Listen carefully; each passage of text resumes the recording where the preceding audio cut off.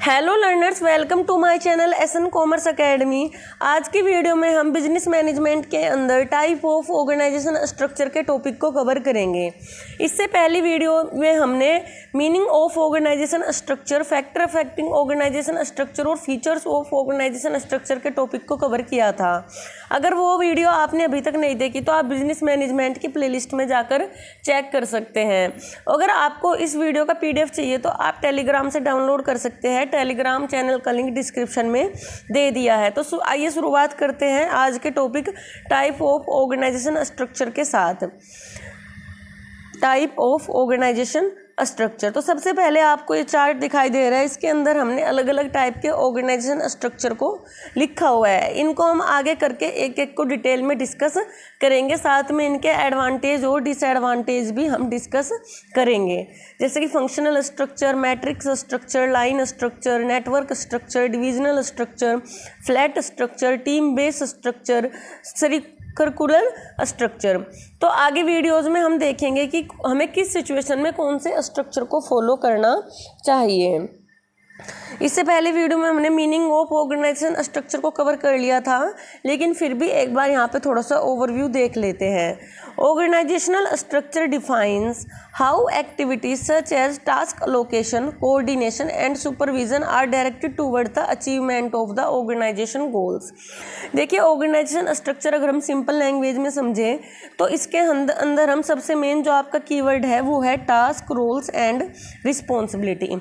हम अपने task, roles और रिस्पॉन्सिबिलिटी को अपने ऑर्गेनाइजेशन के अंदर लोगों के बीच में डिवाइड करते हैं कि किसका कौन सा डिपार्टमेंट है, क्या टास्क है, कौन अपर लेवल पे है, कौन लोअर लेवल पे है, जिससे हमारा काम प्रॉपर वे में रूल्स और रेगुलेशन के अकॉर्डिंग हो सके।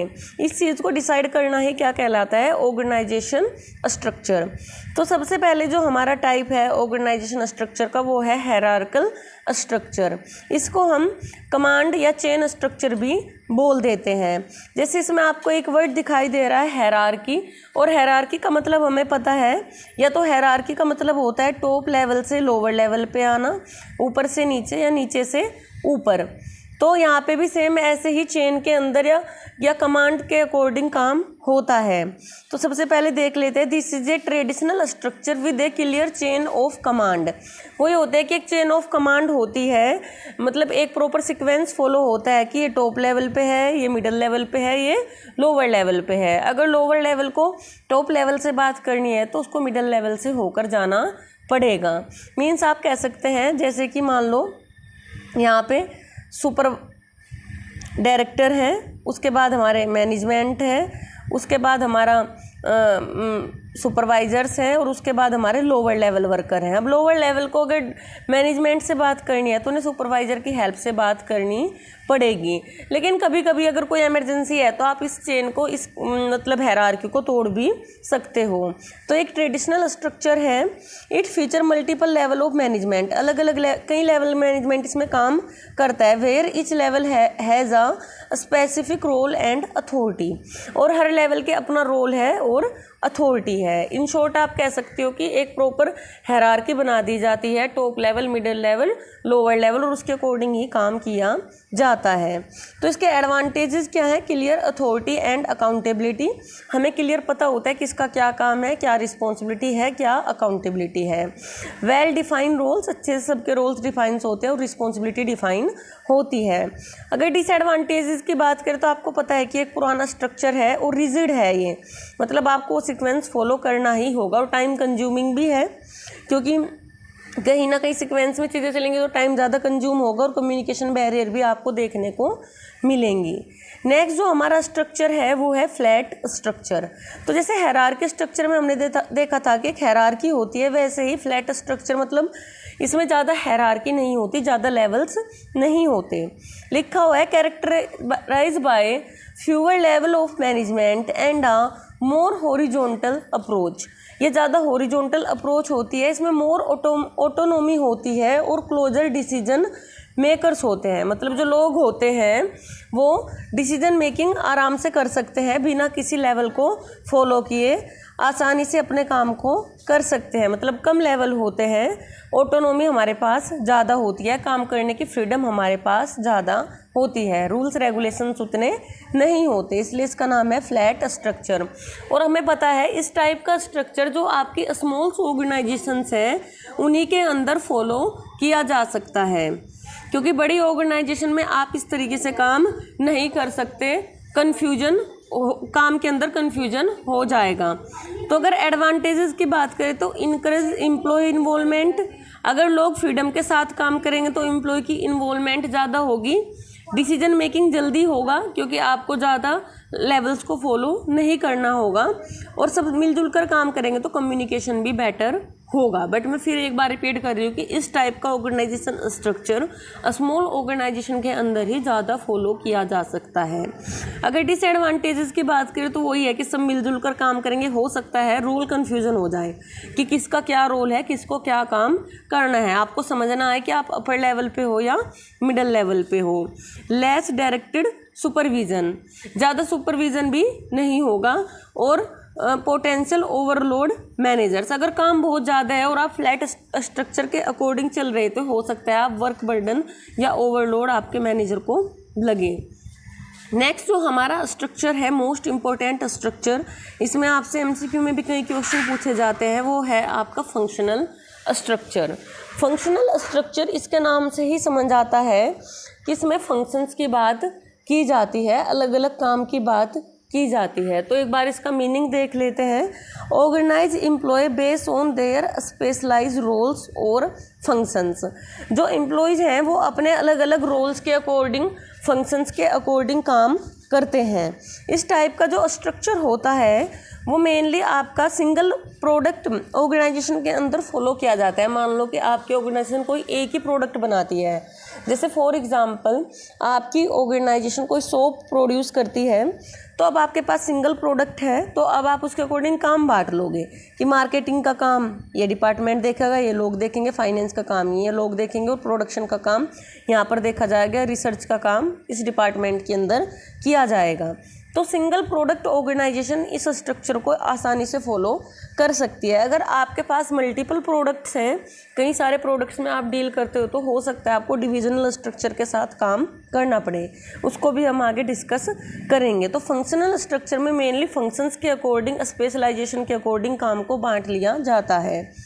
अगर एडवांटेजेस की बात करें तो एफिशिएंट यूज़ ऑफ रिसोर्सेज को अच्छे से यूज़ किया जा सकता है क्योंकि सब अपनी एक्सपर्टाइज के अकॉर्डिंग काम करेंगे।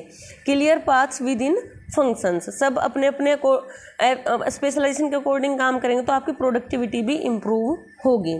डिसएडवांटेजेस की बात करें तो इंटर डिपार्टमेंटल कन्फ्लिक्ट्स हो सकते हैं, या आपका सिलो मेंटेलिटी हो सकती है। मतलब इंटर डिपार्टमेंटल कन्फ्लिक्ट्स का मतलब है कि अलग अलग डिपार्टमेंट में आपस में झगड़े या मान लो कन्फ्यूजन्स हो सकते हैं। नेक्स्ट जो आपका स्ट्रक्चर है वो है मैट्रिक्स स्ट्रक्चर। तो मैट्रिक स्ट्रक्चर मतलब एक मिक्स वर्ड इसमें आ रहा है, मैट्रिक्स मतलब मिक्स। तो इसके अंदर दो स्ट्रक्चर का मिक्स चलता है। कौन कौन से स्ट्रक्चर को हम एक साथ लेके चलते हैं? हम फंक्शनल स्ट्रक्चर और डिविजनल स्ट्रक्चर दोनों को एक साथ लेकर चलते हैं। Employees report both functional manager और प्रोजेक्ट और प्रोडक्ट मैनेजर, मतलब प्रोजेक्ट स्ट्रक्चर और फंक्शनल स्ट्रक्चर को एक साथ लेकर चला जाता है। इस स्ट्रक्चर में आप किस तरीके से काम करते हैं, अभी हमने देखा कि दो टाइप की ऑर्गेनाइजेशन एक साथ काम करती है।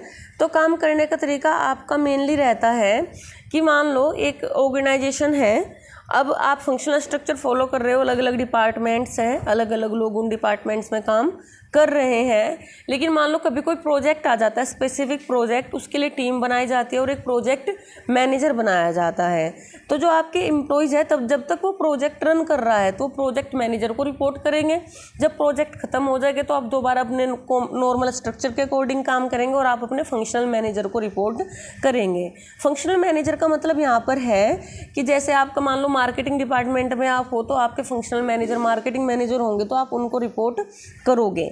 मतलब काम के अकॉर्डिंग आप अलग से टीम भी बना लेते हो। जब तक आपकी टीम बनती है प्रोजेक्ट के लिए तो आप उनको रिपोर्ट करते हो, और जब आपका प्रोजेक्ट पूरा हो जाता है तो आप नॉर्मल फंक्शनल स्ट्रक्चर के अकॉर्डिंग काम करते हो, इसलिए इसको मैट्रिक स्ट्रक्चर बोला जाता है।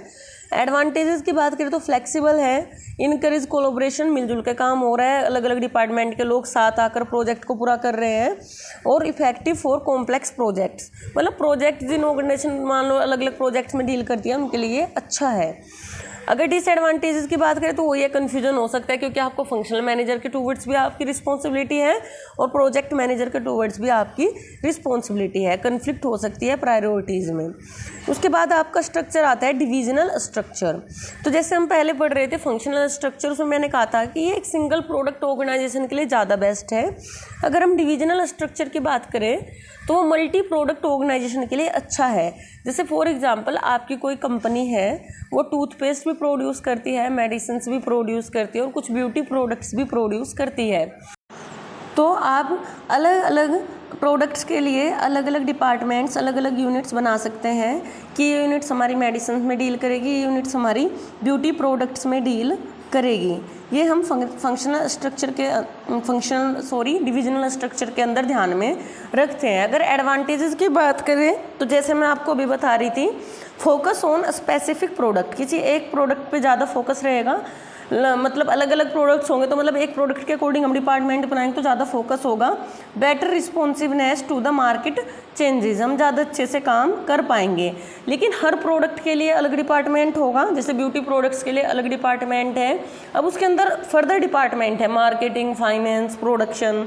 आपका मेडिसिन के लिए अलग डिपार्टमेंट है, उसके अंदर भी फर्दर डिपार्टमेंट्स बने हुए हैं, मार्केटिंग, फाइनेंस, प्रोडक्शन, रिसर्च। तो डुप्लीकेशन ऑफ वर्क आपको देखने को मिलेगा और potential division become to be isolated, अलग अलग डिवीजन अपने तरीके से काम करने की कोशिश करेंगी। नेक्स्ट जो हमारा स्ट्रक्चर है वो है आपका टीम बेस स्ट्रक्चर। तो इसके नाम से ही समझ आता है कि लोग टीम में काम करते हैं स्पेसिफिक प्रोजेक्ट्स पे, और क्रॉस फंक्शनल टीम्स और टेम्परेरी टीम्स हमारी होती हैं। मतलब कोई प्रोजेक्ट आया उसके अकॉर्डिंग टीम बना ली, अलग अलग काम के लिए अलग अलग टीम हम बनाते हैं, इसलिए इसका नाम है टीम बेस्ड स्ट्रक्चर। जब कोई प्रोजेक्ट आता है तो टीम बना दी जाती है और उस टीम को काम असाइन कर दिया जाता है कि आपको ये प्रोजेक्ट पूरा करना है, और एक ऑर्गेनाइजेशन के अंदर एक से ज़्यादा टीम्स काम करती रहती हैं। कोलैबोरेशन अच्छा रहता है, इनोवेशन, मतलब अलग अलग टीम अपने नए नए आइडियाज़ लेके आती हैं, अडेप्टेबल चेंजिंग नीड्स। अगर डिसएडवांटेजेस की बात करें तो अनक्लियर रोल्स और रिस्पॉन्सिबिलिटी हो सकती हैं, टीम्स के बीच आपस में कन्फ्लिक्ट भी हो सकता है। नेक्स्ट जो हमारा स्ट्रक्चर है वो है नेटवर्क स्ट्रक्चर। अब नेटवर्क स्ट्रक्चर वही है कि मतलब बाहर के लोगों के साथ जुड़ना या ऑर्गेनाइजेशन के अंदर एक नेटवर्क की तरीके से काम करना। Focuses on the organization core functions, organization अपने कोर फंक्शन, मेन फंक्शंस खुद करती है, and outsource non core activities other organization और पार्टनर्स। और ऐसी एक्टिविटीज़ जो ज़्यादा इंपॉर्टेंट नहीं है, मतलब आपकी मेन एक्टिविटीज़ नहीं है, उनको आप आउटसोर्स कर देते हो किसी बाहर के ऑर्गेनाइजेशन को, उनका प्रोजेक्ट या काम दे देते हो। जैसे फॉर एग्जांपल मान लो आप कुछ प्रोडक्शन कर रहे हो और पैकिंग का काम आप आउटसोर्स कर देते हो, आप उसे खुद नहीं करते। तो एक नेटवर्क की तरीके से काम होता है, कई सारी ऑर्गेनाइजेशन साथ में मिलजुल कर जुड़कर काम करती है, इसलिए इसका नाम है नेटवर्क स्ट्रक्चर। जैसे फॉर एग्जांपल कोई कंपनी कोई भी प्रोडक्ट बना रही है, उसका आप प्रोडक्शन आप खुद कर रहे हो, पैकिंग आपने किसी और ऑर्गेनाइजेशन को हायर किया है, और मार्केटिंग कैंपेनिंग के लिए भी आपने किसी और को हायर किया है। तो एक नेटवर्क बन जाता है सबके बीच। मेनली फ्लेक्सिबिलिटी रहती है, कॉस्ट एफिशिएंसी रहती है, हो सकता है वो काम अपने उतने अच्छे से ना कर पाओ तो आपने आउटसोर्स कर दिया, किसी और ऑर्गेनाइजेशन को दे दिया। Allows the organization to focus on its strength, जो आपकी स्ट्रेंथ है आप उस पर काम करो, उसको और बेटर करो, जो काम आपके लिए ज़्यादा जरूरी नहीं है आप बाहर से करा सकते हो। डिसएडवांटेजेस वही है कि आप एक्सटर्नल लोगों पर डिपेंड करोगे, ठीक है। कंट्रोल ओवर आउटसोर्स फंक्शन, जो आपका आउटसोर्स आपने काम किया उनके ऊपर आपका ज़्यादा कंट्रोल नहीं रहेगा। नेक्स्ट आपको लास्ट स्ट्रक्चर है करिकुलर स्ट्रक्चर। अगर हम सर्कुलर स्ट्रक्चर की बात करें तो ये मतलब एक गोले की तरीके से होता है। अब हायरार्की को हम एक सर्कल की तरह लेके चलते हैं, circle format with the higher management, मतलब जो आपका मैनेजमेंट है वो बीच में आ जाता है, जो आपका मैनेजमेंट है वो बीच में आ जाता है और उसके चारों तरफ आपके एम्प्लॉयज़ काम करते हैं। इस तरीके से स्ट्रक्चर काम करता है। बाकी कम्युनिकेशन, अगर आप ऐसे इस फॉर्म में काम करोगे तो वो बेटर होगा communication. Less hierarchy, rigidity, hierarchy ज़्यादा नहीं होगी। डिसएडवांटेजेस वही हैं कि कन्फ्यूजन हो सकता है रोल्स में, हमें ये सभी ऑर्गेनाइजेशन को सूट नहीं करेगा। तो ये आपके कुछ टाइप थे ऑर्गेनाइजेशन स्ट्रक्चर के। आई होप आपको समझ आया होगा। अगर आपको वीडियो अच्छी लगी है और थोड़ी भी इन्फॉर्मेशन मिली है तो please like, share and subscribe. Thank you.